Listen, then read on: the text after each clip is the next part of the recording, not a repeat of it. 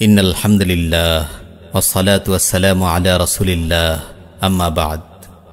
আমার প্রিয় মুসলিম ভাই ও বোন, অত্যন্ত দুঃখ ভারাক্রান্ত হৃদয় নিয়ে আপনাদের উদ্দেশ্যে আরেকটি ঘৃণ্য নৃশংসতার কথা বলতে হচ্ছে। অবশ্যই বর্বরোচিত ঘটনার কথা আপনারা সবাই জেনেছেন। বরাবরের মতোই আপনারা অপরাধীদের যথোপযুক্ত শাস্তির দাবিতে শক্ত প্রতিক্রিয়া ব্যক্ত করে চলেছেন। অসহায় নির্যাতিতা শিশুটির নিথর চাহনি আবারও দেশের মানুষের বিবেককে নাড়িয়ে দিয়েছে। বলছি, হাসপাতালের বেডে জীবন মৃত্যুর সন্ধিক্ষণে পড়ে থাকা মাগুরার 8 বছর বয়সী নিষ্পাপ শিশু আসিয়ার কথা।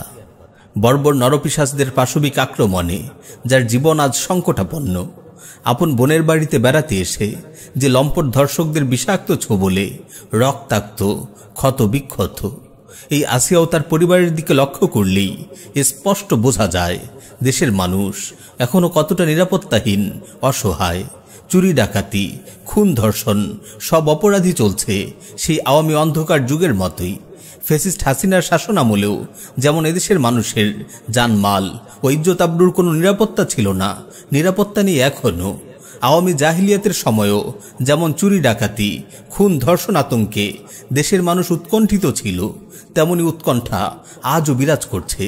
এর কারণ এদেশের মানুষ এখনো জাহিলি শাসন ব্যবস্থার জিঞ্জির থেকে মুক্ত হতে পারেনি। জালিম তাগুতদের উৎখাতে তারা জীবন দিয়েছে ঠিকই, কিন্তু ঝেঁটিয়ে বিদায় করতে পারেনি যাবতীয় অন্যায় অনাচার লালনকারী সেকুলার সিস্টেমকে, যে সিস্টেম অপরাধ দমনে শতভাগ ব্যর্থ সুশাসন ও ন্যায় বিচার প্রতিষ্ঠায়। আমার প্রিয় মুসলিম ভাই ও বোন, মানবরচিত আইন ও সেকুলার শাসন ব্যবস্থায় অপরাধ অনুযায়ী অপরাধীদের যথাযথ বিচার হয় না। এখানে একদিকে মানুষের অপরাধ প্রবণ হয়ে ওঠার ঘৃণ্য সব অশ্লীল পথকে খুলে দেওয়া হয়, অন্যদিকে বড় বড় অপরাধ সংগঠনের পরও অপরাধীদের বিচারে গড়িমসি করা হয়। খুন ধর্ষণের মতো মারাত্মক সব অপরাধ করেও অপরাধীরা পার পেয়ে যায়। নৃশংস হত্যাকাণ্ড ঘটিয়েও ভয়ঙ্কর খুনি সন্ত্রাসীরা জামিন পেয়ে যায় মানবরচিত ঠুনকো আইনের নানা ফাঁক ফোকরে। এই কারণেই দিন দিন অপরাধের মাত্রা বেড়েই চলেছে। আজ শিশু আসিয়া ধর্ষণের শিকার, তো কাল আফিয়া। আজ একজন খুনের শিকার, তো কাল আরেকজন।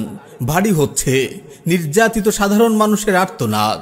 বস্তুত সেকুলার শাসন ব্যবস্থায় শাসকের পরিবর্তন হলেও দেশের সার্বিক পরিস্থিতির তেমন পরিবর্তন হয় না। আমার প্রিয় মুসলিম ভাই ও বোন, চিন্তা করে দেখুন, মানুষের নৈতিক চরিত্রের কতটা অবক্ষয় ঘটলে একটা ছোট্ট শিশুর উপর বাবা ছেলে ধর্ষক